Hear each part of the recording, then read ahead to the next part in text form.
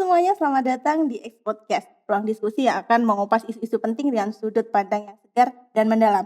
Saya Arifina Firdausi, hari ini kita akan membahas topik yang ramai sekali menjadi sorotan berbagai pihak, yakni mengenai Badan Pengelola Investasi Daya Anagata Nusantara atau disebut Danantara. Seperti kita ketahui, Presiden Prabowo Subianto baru saja meresmikan Danantara pada 24 Februari 2025. Proyek ini disebut-sebut bakal menjadi super holding BUMN yang diproyeksikan buat mengelola aset hingga 900 miliar US dollar atau setara dengan 14.600 sekian triliun rupiah. Nah, Danantara juga digadang-gadang sebagai solusi untuk memperkuat ekonomi nasional, mengelola investasi dengan lebih efisien, dan mengurangi beban APBN. Dengan goals bisa membantu pemerintah menaikkan pertumbuhan ekonomi Indonesia dari 5,05% menjadi 8%. Namun, Danantara menuai beragam reaksi dari publik. Lantas, apakah Danantara ini benar-benar strategi bijak atau justru proyek blunder ekonomi? Kita akan bahas bersama Bapak Rinto Setiawan dari anggota Majelis Tinggi Partai X. Selamat datang Pak Rinto. Ya, selamat sore Mbak Tina. Selamat sore, aku selamat datang. Terima kasih sudah menyempatkan waktunya Pak Rinto untuk hadir di sini. Tadi gimana nih Pak menyikapi perilisan Danantara yang baru saja dirilis 24 Februari kemarin? Mungkin tanggapannya dulu, pandangan dari Partai X nih terkait Danantara ini seperti apa? Urgensikah pembentukan Danantara ini mengingat kalau dari peraturan Undang-Undang Nomor 1 Tahun 2025 yang melandasi proyek tersebut betul, belum ada ya. Gitu. Nah, saat ini pemerintah juga tengah dalam masa efisiensi anggaran. Nah, gimana nih Pak menyikapi? Ya, kembali lagi Mbak Vina. Jadi apapun yang dibuat kebijakan oleh pemerintah itu kan kembali lagi dari Partai X menyorotnya harus efektif, efisien, dan transparan. Betul. Itu poin yang paling penting Mbak yang berkali-kali dari Partai X suarakan Mbak Vina. Nah, sekarang kembali lagi ke Danantara Mbak. Tadi yang menarik Mbak Vina sebutkan dasar hukumnya adalah Undang-Undang Nomor 1 Tahun 2025. Nah, kebetulan Mbak tadi pagi itu saya cek Mbak, saya belum nemu peraturan itu Mbak. Yang membahas terkait Danantara ini. Bukan Mbak, peraturannya aja nggak ada Mbak. Undang-Undang Nomor 1 Tahun 2025 Mbak Vina nyebut, udah lihat nggak undang-undangnya itu? Kalau nggak salah ini belum juga. Kan Mbak Vina hanya lihat dari media aja. Iya betul. Nah, kebetulan kalau kami dari Partai X harus sampai ke ini Mbak, kita harus tahu semua permasalahan ini, harus tahu dasar hukum itu harus kita lihat Mbak. Dasar hukumnya undang-undang ini dari mana Mbak? Berdasarkan amanat yang mana itu Mbak Vina? Lampirannya ya, lampiran undang-undangnya sekiranya gitu. Betul Mbak. Nah ini sekarang dengan tidak adanya itu aja Mbak, kan sudah lucu Mbak. Kok tiba-tiba dibentuk gitu istilahnya? Dibentuk, udah ada undang-undangnya Nomor 1 Tahun 2025, kita cari nggak nemu Mbak. Tidak nemu terkait dengan Danantara ini. Iya gitu Mbak. Ya, jadi dari awal aja Mbak udah tidak transparan Mbak. Dari awal sudah tidak transparan. Nah, gimana nih Pak? Dari awal sudah tidak transparan, tapi pemerintah menyebut Danantara akan meningkatkan efisiensi dan transparansi pengelolaan aset. Nah, Partai X melihat ini gimana nih? Solusi nyata atau ada resiko nih di balik pembentukan ini gitu? Sementara ya pertama tadi undang-undangnya kan belum ada. Belum ketemu gitu istilahnya ya. Yang kedua Mbak, karena kita tidak bisa membedakan antara negara dan pemerintah, tidak bisa membedakan kepala negara dan pemerintah. Ya Mbak Vina ya, ini kan terkait dengan undang-undang BUMN Mbak, Badan Usaha Milik Negara. Nah, sementara sebenarnya ini salah Mbak Vina. Karena ini yang terjadi adalah BUMP Mbak, Badan Usaha Milik Pemerintah Mbak. Jadi malah seperti itu ya gitu. Iya, jadi mana nih negaranya jadi gitu ya Pak? Tumpang tindih ini Mbak. Tumpang tindih Mbak Vina. Jadi kalau menurut Partai X Mbak, ini sangat riskan sekali dan rawan terhadap ini Mbak fraud Mbak. Bisa-bisa jadi tadi berapa Pak? 14.700. Iya 14. Nah itu bisa-bisa nanti setahun bisa tinggal separuhnya Mbak. Malah belum bisa diketahui nih efektif apa enggaknya gitu ya Pak ya. Betul Mbak Vina. Karena gini Mbak, kembali lagi kalau kita menyorotin, kalau kita membuat lembaga pemerintah itu kan kita harus paham proses bisnis dulu Mbak. Sementara proses bisnis negara Indonesia sesuai dengan amanat Undang-Undang Dasar 45 Mbak, itu kan keputusan tertinggi ya kan sudah tidak ada Mbak, sejak amandemen ketiga tahun 2001 Mbak Vina. Kedaulatan rakyat dijalankan oleh MPR, sekarang hanya dijalankan oleh undang-undang. Jadi keputusan tertinggi tidak ada Mbak. Jadi ibarat kata kalau ini tubuh manusia Mbak, kita ini adalah apa ya Mbak ya, ibarat manusia yang kepalanya tertutup Mbak, mata dan telinganya tertutup Mbak, hanya hidung dan mulut aja Mbak, karena MPR-nya kan masih ada Mbak. Cuman fungsinya untuk bagai melihat dan mendengar suara rakyat itu sudah tidak. Iya Mbak. Sudah tidak ada. Betul Mbak. Nah, terus Ini kan dasar hukumnya tidak ada gitu ya Pak ya, dasar hukumnya tidak ada dan ini bukan pertama kalinya karena Betul Mbak. kemarin kita juga Bukan tidak ada Mbak, kami belum menemukan Mbak ya. belum menemukan, dasar hukumnya belum ditemukan gitu, Iya. belum ditemukan. Jadi sejak diluncurkan Danantara sendiri, dasar hukumnya kami belum ketemu Iya, ya, belum betul, Mbak. menemukan dasar hukumnya. Terus ini bukan pertama kalinya karena kemarin kita sempat membahas Korteks juga ada kejanggalan soal regulasinya gitu. betul Mbak. Berarti lagi-lagi kebobolan nggak sih Pak ini? Sampai segitunya efeknya karena tidak ada antara pemisahan negara dan pemerintah gitu. Ya itu sangat riskan Mbak. Jadi ibarat organisasi Mbak, organnya ada 3 Mbak ya. Keputusan tertinggi, ada pengawas, ada pelaksana itu loh Mbak. Nah, kalau keputusan tertingginya tidak ada Mbak, ini Mbak Vina coba Mbak ya datang ke notaris, Mbak Vina bikin aja lah Mbak badan usaha, Mbak PT atau ini lah Mbak, mungkin Mbak Vina sama teman-temannya bikin perkumpulan lah Mbak, iseng-iseng aja Mbak. Itu kalau tidak ada keputusan tertinggi Mbak, ditulis dalam itu nggak mau Mbak notaris menerbitkan akta notarisnya Mbak. Nah ini lucunya negara Indonesia ini bisa gitu ya. Bisa terbit aktenya undang-undang dasarnya walaupun tanpa ada keputusan tertinggi Mbak. Karena kalau tidak bisa membedakan negara dan pemerintah Mbak, yang terjadi apa Mbak? Jadi ini Mbak ya, yang menjadi pemerintah sekarang, kepala pemerintah sama dengan menjadi kepala negara Mbak. Ini bahaya Mbak. Bahaya seperti apa Pak? Ya bahayanya bisa sesuka hatinya Mbak. Sekarang orang hanya menkomentarin ini Danantara nanti bisa menguntungkan apa ini ya. Kalau kami dari partai Mbak, selama tidak efektif, efisien dan transparan, ya, sudah pastilah Mbak. Sudah tidak pasti. Apalagi gitu. Tadi Mbak ya, ibarat keputusan tertingginya itu sudah tidak ada negara kita Mbak. Ya pasti gelap lah Mbak. Jadi Danantara ini menuju Indonesia semakin gelap. Gulita Mbak. Pak ini saya nemu dari pemerintah menyebut Danantara akan meningkatkan efisiensi dan transparansi pengelolaan aset negara itu tadi ya. Terus Partai X melihat ini sebagai risiko besar yang mengorbankan rakyat gitu di baliknya atau bagaimana Pak? Ya jadi kalau kita ngomong mengorbankan rakyat Mbak, sejak 2001 rakyat sudah dikorbankan Mbak. Jadi sebenarnya Mbak, kalau badan usaha milik negara ini Mbak, seharusnya kan mengelola kekayaan negara Mbak sesuai dengan pasal 33 konstitusi kita Mbak, Undang-Undang Dasar 45. Bumi, air dan kekayaan di dalamnya dikelola oleh negara. Seperti itu Mbak. Nah, yang partai itu memiliki data Mbak, potensi kekayaan laut kita Mbak, itu per tahun 19.000 triliun Mbak Vina. Sumber daya alam kita Mbak, tambang dan lain-lain, itu kita punya data 200.000 triliun Mbak Vina. Sementara APBN kita cuma 3.000 triliun dan itu 80% dari pajak Mbak. Jadi seharusnya Mbak Vina, kalau Danantara ini berani komitmen Mbak, kemarin sejak diluncurkan Pak Prabowo langsung ngomong Mbak, sejak peluncuran Danantara nanti rakyat mungkin Mbak ya, pajak penghasilannya untuk penghasilan sampai 200 juta tidak kena pajak misalkan Mbak. Itu harus dengan tegas seperti itu Mbak. Kalau tidak ada, apa untungnya buat rakyat Mbak? Betul. Tapi belum terbukti gitu ya kan omongannya. Kan hanya omong-omong aja Mbak, kembali lagi Mbak. Tadi kan kalau harus ada statement seperti itu Mbak. Kalau ini memang untuk rakyat, tolong dinyatakan Mbak, dengan jelas bahwa rakyat nanti pajaknya akan dikurangi. Jadi seperti ini Mbak. Komposisi penerimaan APBN kita 80% dari pajak mungkin nanti langsung dikurangi Mbak. Sejak ada Danantara mungkin tahun ke depan penerimaan negara dari pajak cukup 50%.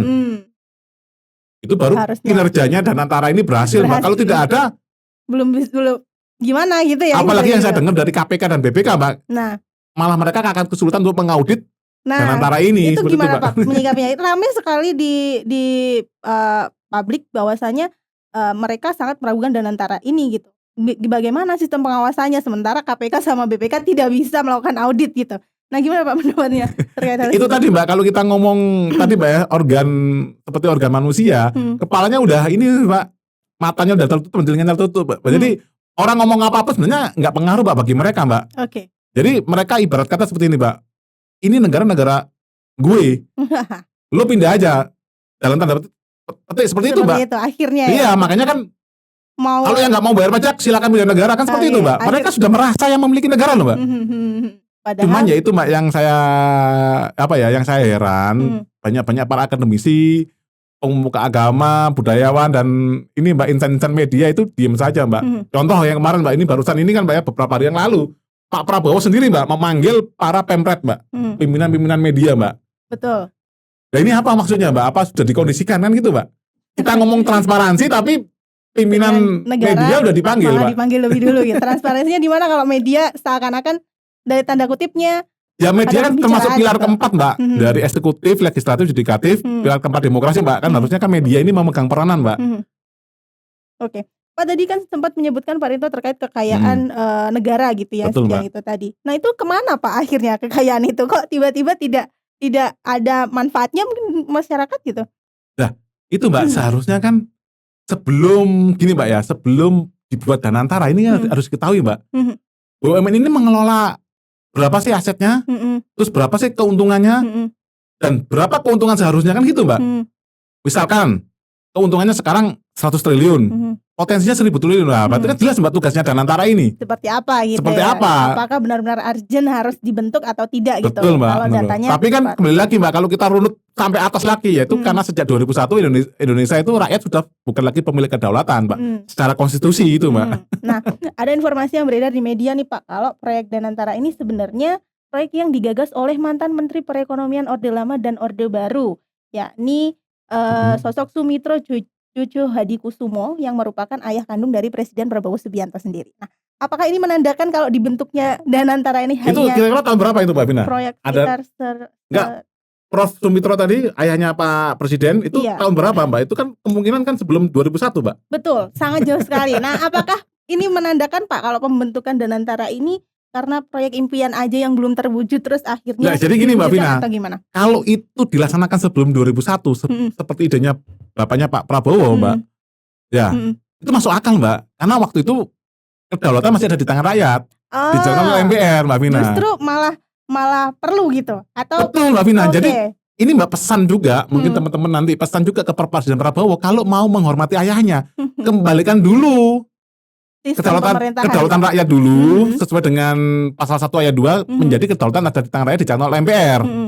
Baru menjalankan visi misinya bapaknya Pak Prabowo sendiri itu loh Mbak. Kalau memang indikasi pembentukan ini berasal dari situ gitu. Betul, ya. Betul Mbak. Nah ini kan diambil itunya tapi dilaksanakan di waktu yang berbeda kan ya konyol Mbak. Di sistem kedaulatan yang berbeda gitu ya. Iya Mbak. Oke. Sebenarnya kalau melihat sendiri apa sih Pak yang membedakan Danantara dengan lembaga pengelola investasi negara lainnya gitu? Mengapa kok ini kesannya langsung menjadi sorotan publik gitu kan, langsung diprotes sana sini, ada yang ya kalau saya sama aja sih Mbak, ini hanya gimmick ini aja Mbak. Iya. Karena juga nggak tahu loh Mbak tujuannya Danantara ini mengelola investasi yang beredar di media yang saya lihat ya, mungkin Mbak Vina juga cek. Danantara ini akan bisa mengalahkan Temasek misalkan gitu. Udah ada yang tertarik ini, kan bukan masalah tertarik. Apa manfaatnya bagi rakyat? Betul, katanya semua yang penting katanya Presiden Pak ya mengatakan bahwa semua ini yang penting demi kesejahteraan rakyat. Kan gitu Mbak. Betul. Nah sekarang apa? Pajak juga gak dikurangin. Tetap aja gitu ya. Kan gitu Mbak. Kemarin kalau gak di demo PPN udah 12% kan itu Mbak. Misalkan dengan Danantara ini PPN jadi 10% lagi. Pajak PPH orang pribadi PTKP-nya dinaikkan ya. PTKP Mbak, penghasilan tidak kena pajak Mbak. Yang sekarang untuk yang tidak menikah Mbak ya, itu kan sekitar 60 jutaan. Nah itu dinaikkan aja Mbak. Mungkin yang dengan keluarga anak 2 sampai 250 juta Mbak. Gak kena pajak, itu kan seru Mbak. Tapi kenyataannya tidak ada gitu, tidak ada. Kan tidak ada statement seperti itu Mbak. Hanya untuk kemakmuran rakyat gitu aja Mbak. Tapi kemakmurannya dalam hal apa? Itu masih belum tahu gitu. Kita dari partai khawatirnya Mbak, nanti untungnya berapa banyak masuk ke kantong-kantongnya pengurusnya Mbak. Karena kita lihat ada pengurusnya, saya lihat ada mantan presiden 2 loh Mbak. Iya. Pak Joko Widodo dan Pak Susilo Bambang Yudhoyono. Nah itu seperti apa Pak? Katanya sebagai Dewan Penasihat dari Danantara. Nah ya sangat tidak cocok Mbak. Jadi sekarang beliau sudah mantan presiden Mbak, masa duduk seperti itu Mbak kan? Ya mohon maaf Mbak ya, kalau saya sebagai mantan presiden Mbak, itu merendahkan diri saya loh Mbak. Mengapa ikut terjun ke itu? Kasarnya gini Mbak Vina, kasarnya gini Mbak ya, di suatu perusahaan Mbak Vina sudah jadi direktur. Sekarang Mbak Vina yang ngelamar diangkat lagi jadi manajer, mau nggak Mbak? Kan harusnya kan malu Mbak. Iya betul. Ya ini pesan bagi mantan-mantan presiden tuh loh Mbak. Seharusnya kan beliau sudah menikmati masa pensiunnya aja Mbak, tuh loh Mbak. Apakah biar tidak cawe-cawe gitu Kak Pak maksudnya atau seperti apa? Ya karena kan gini Mbak, sekarang kan mantan presiden ini kan punya orang-orang di masa lalu Mbak. Mungkin orang-orangnya lagi menjabat yang dulunya dia waktu jadi presiden, itu kan masih menjabat sekarang Mbak Vina. Nah itu akhirnya kan transparansinya sangat sulit sekali Mbak Vina. Ya mungkin aparat penegak hukumnya dari KPK atau kejaksaan atau kepolisian itu bawaannya Pak Jokowi dan Pak SBY itu kan Danantara ini adalah lembaga kepala hukum bisa jadi seperti itu Mbak Vina, walaupun dibantah Mbak ya dari CEO-nya Betul. Pak Roslani Iya. tidak kepala hukum. Ya. Lah kan ya lucu Mbak, yang menyatakan itu harusnya kan kalau organisasi tadi Mbak ya harus ada keputusan tertinggi Mbak. Kalau direkturnya bilang saya nggak kepala hukum, tapi semua aturannya dibuat kepala hukum aja, aneh kan Mbak? Betul. Tapi itu belum ketemu. Nah ini juga muncul juga nih Pak, karena Danantara ini seruan di media sosial untuk menarik dana dari Bank BUMN nih, Bank Himbara gitu, sebagai bentuk protes terhadap Danantara. Partai X melihat fenomena ini seperti apa? Yaitu yang saya lihat datanya juga kami belum detail Mbak, itu apakah ditarik beneran, misalkan pernyataan atau dari data dari media sosial misalkan Mbak ya, dari Bank Mandiri misalkan ada penarikan misalkan 10 triliun atau 100 triliun dari bank ini, itu kan kami belum menemukan datanya Mbak Vina. Kalau dari teman-teman ini Mbak ya masyarakat khawatir itu sangat wajar Mbak, karena kan ini lembaga super power loh Mbak. Okay. Di situ yang menjadi CEO-nya adalah menteri juga loh Mbak, rangkap jabatan juga loh Mbak. Menteri investasi ya. Iya betul Mbak Vina. Betul. Terus dewan pengawasnya atau dewan pembinanya kan Pak Presiden sendiri, dewan pengawasnya kan ada Pak Jokowi, ada ini kan Pak SBY, ada lagi juga ini Mbak mantan Perdana Menteri Inggris Mbak. Betul. Tadi juga disebutkan Tony Blair itu Mbak. Itu juga urgensinya apa itu loh Mbak. Itu malah dipertanyakan ya urgensinya apa membawa-bawa. Ya kan ini kan malah orang luar negeri malah cawe-cawe terhadap kekayaan Indonesia kan lucu Mbak. Terus ibaratnya kalau udah seperti itu mana nih yang kita pertanyakan kedaulatan kita Mbak sebagai bangsa dan negara, itu aja sih Mbak. Oke, Pak. Terus ini juga menyoroti juga efisiensi anggaran, kan totalnya tadi kalau sampai putaran ketiga senilai 750 triliun gitu. Terus yang 300 triliun katanya bakal diinvestasikan ke Danantara. Ini bagaimana Pak tanggapannya? Memang tidak sepenuhnya sih gitu. Presiden Prabowo menyebut bahwa 300 triliun ini diambilkan dari efisiensi anggaran, uang-uang sisa korupsi. Itu datanya dari mana Mbak Vina? Efisiensi anggaran 750 triliun. Terus yang 300 triliun diinvestasikan ke Danantara itu? Iya, ada senilai 300 triliun yang diinvestasikan ke Danantara dari ada informasinya dari media seperti itu penyebutannya, tetapi uang 300 triliun ini terbagi. Ada yang sebagian dari diambilkan dari efisiensi anggaran, sebagian dari sisa-sisa uang korupsi gitu, koruptor gitu, dan belanja-belanja yang tidak tepat sasaran. Padahal sebelumnya efisiensi anggaran ini dikatakan untuk pendidikan dan makan bergizi gratis atau kebutuhan-kebutuhan urgent lainnya. Gimana? Saya nggak tahu Mbak ya, mungkin beritanya entah itu bisa di cross check lagi ya. Yang saya tahu Danantara ini kan adalah lembaga investasi Mbak, akan mengolah dana hasil keuntungan Mbak atau dividen Mbak dari BUMN seperti itu Mbak Vina. Kalau itu dari efisiensi ya kan lucu Mbak. Terus diinvestasikan. Iya Mbak. Aneh ya Pak. Nah ini kan akhirnya timbul pertanyaan ya di masyarakat, makanya wajar kan ya kalau masyarakat. Nah kan tadi kan katanya dananya dikelola kan sudah 14.700 triliun. Iya. Kan sudah banyak Mbak. Lah kok kenapa kok masih menambah gitu istilahnya. Oke. Kan udah banyak kan Mbak. Ya itu aja dari 14.700. Apakah bisa gitu loh Mbak, bisa dikelola dengan baik untuk bisa mengurangi pajak, kan gitu Mbak. Itu aja dulu gitu ya istilahnya. Kalau kita ngomong programnya Pak Prabowo makan bergizi gratis, itu juga kami dari partai mengkritik keras seperti itu Mbak. Tugasnya presiden ini adalah membuat rakyat sejahtera Mbak. Rakyat sejahtera itu apa Mbak? Definisi sejahtera itu simpel aja Mbak, kalau kami dari partai Mbak. Sejahtera itu adalah terpenuhinya kebutuhan ini Mbak, sandang, pangan, papan. Sandang ini pakaian, pangan makanan, papan adalah rumah, tempat tinggal Mbak. Dan terpenuhnya kebutuhan dasar yaitu pendidikan dan kesehatan. Simpelnya itu aja Mbak. Nggak perlu makan Mbak yang dibiayai anaknya loh Mbak ya. Ini orang tuanya yang penting Mbak. Kalau tadi orang tuanya udah mampu sejahtera, otomatis kan orang tuanya mampu ngasih makan anaknya Mbak. Otomatis mampu memberi makan bergizi. Iya Mbak, yang tadi yang saya bilang itu sejahtera kan adalah minimal kan kepala keluarganya Mbak, mampu membelikan sandang anggota keluarganya.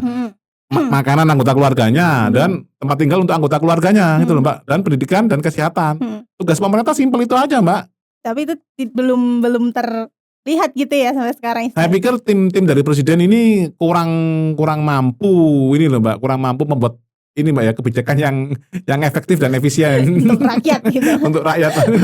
Ada kemungkinan nggak sih Pak kalau Danantara ini hanya menjadi alat investasi yang lebih menguntungkan segelintir pihak saja gitu dibandingkan rakyat? Bagaimana Partai X menyikapi potensi resiko? Ya kalau potensinya selalu ada Mbak, karena negara kita tadi Mbak, organ kita itu kepalanya kan tertutup tadi loh Mbak, telinga dan matanya itu loh Mbak. Jadi kalau ada apa Mbak ya pandangan-pandangan dari masyarakat, baik itu netizen ataupun apapun, itu sangat logik aja Mbak. Tinggal pemerintah sendiri yang bagaimana cara menjawab itu kan, gitu Mbak, meyakinkannya itu. Kan sementara ini kan ngomongnya, contohnya Mbak, ini Pak Luhut sendiri Mbak ngomong nanti di dalam struktur organisasi Danantara ini adalah orang-orang profesional, tidak ada orang titipan. Nah kenyataannya kan ada Pak SBY sendiri yang anaknya sudah menteri Mbak ya, anaknya menteri. Terus Pak Jokowi anaknya Wapres, dia ada di situ. Terus Pak Roslani yang notabene sudah menteri investasi dan dulunya adalah ketua tim pemenangan Prabowo Gibran. Seperti itu Mbak, belum ada yang lainnya itu Mbak. Itu malah memunculkan spekulasi yang begitu itu, ya Pak ya. Dari awal aja orang-orang yang dipilih aja udah tanda kutip udah ini Mbak, diduga kanan itu. Nah kalau dalam konteks kebijakan Danantara sendiri, bisa nggak sih Pak, atau ada nggak sih sebenarnya mekanisme kontrolnya atau regulasi yang dapat memastikan kalau kebijakan ini sebenarnya bisa loh dilakukan dan tetap berpihak kepada rakyat gitu? Nah mekanisme gimana Mbak, yang dari Partai X tadi pagi aja saya lihat undang-undangnya kami belum temukan Mbak. Kita mau mengomentari juga nggak bisa Mbak. Tapi seharusnya bisa kalau memang regulasinya sesuai gitu. Tidak akan bisa loh Mbak. Kembali lagi itu kalau mau menyelesaikan masalah bangsa ini Mbak, kita harus membenahi tadi loh Mbak, pasal 1 ayat 2 Mbak, kita kembalikan kedaulatan di tangan rakyat lagi. Itu Mbak, yaitu dilaksanakan oleh MPR gitu loh Mbak. Itu organnya negara baru lengkap Mbak. Sementara ini organnya nggak lengkap Mbak. Seperti itu Mbak. Sebagai penutup nih Pak Rinto, melihat proyek ini kedepannya seperti apa? Ada rekomendasi nggak kebijakan yang lebih ideal untuk pengelolaan aset negara dibandingkan mungkin pembentukan Danantara? Betul Mbak Bina. Pertama tadi Mbak ya, yang berkali-kali dari Partai X, yaitu kita harus membedakan negara dan pemerintah. Kenapa kok itu penting Mbak Bina? Karena kalau sudah kita bisa membedakan negara dan pemerintah, itu kita bisa membedakan kepala negara dan pemerintah. Nanti ujung-ujungnya Mbak, kita bisa membedakan antara ini Mbak, bendahara dan kasir Mbak. Bendahara itu apa Mbak? Bendahara itu kalau kita di perusahaan Mbak, itu untuk tugasnya mencatat Mbak Bina. Nah kasir itu apa? Kasir itu menerima keluar masuknya uang Mbak, tapi dia tidak mencatat. Nah sebenarnya Mbak, BUMN ini Mbak, itu kan badan usaha milik negara, ini uangnya masuk ke kas negara Mbak. Seperti itu Mbak Vina. Nah kas negara nanti dicatat oleh bendahara negara. Gitu Mbak. Nah kalau sekarang ini kita bingung juga Mbak. Ini bendahara merangkap kasir Mbak. Apa bahayanya Mbak bendahara merangkap kasir? Kalau catatannya nggak pas Mbak Vina, itu nanti sama bendaharanya dipas-paskan Mbak Vina. Inilah yang siapa yang mau mengaudit, katanya mau transparansi Mbak Vina. Lah kalau kita tidak bisa membedakan negara dan pemerintah, kita otomatis tidak bisa membedakan bendahara dan kasir ini nantinya Mbak. Lah siapa yang mau bisa mengaudit Mbak? Sekarang Mbak Vina yang mencatat pengeluaran uangnya, terus Mbak Vina yang menerima uangnya. Kalau nggak pas kan Mbak Vina tinggal edit sendiri Mbak. Betul. Jadi kita ngomong transparansi itu sangat jauh lah Mbak. Sangat jauh sekali ya istilahnya. Sangat jauh Mbak. Kalau kita harus fokusnya, kalau dari Partai harus mengembalikan dulu kedaulatan rakyat kepada sesungguhnya gitu loh Mbak. Baru membuat kebijakan-kebijakan terkait Mbak, itu jadi pengelolaan aset atau apapun begitu ya Pak. Betul Mbak Vina. Oke, siap-siap. Terima kasih Pak Rinto atas obrolannya hari ini ya. Pemirsa, kita sudah sampai di akhir obrolan terkait dengan BPI Danantara. Sebenarnya ada optimisme bahwa proyek ini bisa menjadi solusi cerdas kalau memang dilakukan secara efisiensi, efektif dan juga transparan ya. Pengelolaannya juga bisa seperti itu. Tetapi pertanyaannya adalah, akankah Danantara menjadi langkah maju yang membawa kesejahteraan bagi rakyat atau justru jebakan yang bisa merugikan negara di masa depan? Ya, waktu yang akan menjawabnya. Terima kasih sudah menyaksikan sampai akhir dan sampai jumpa di X Podcast berikutnya. Kami ingin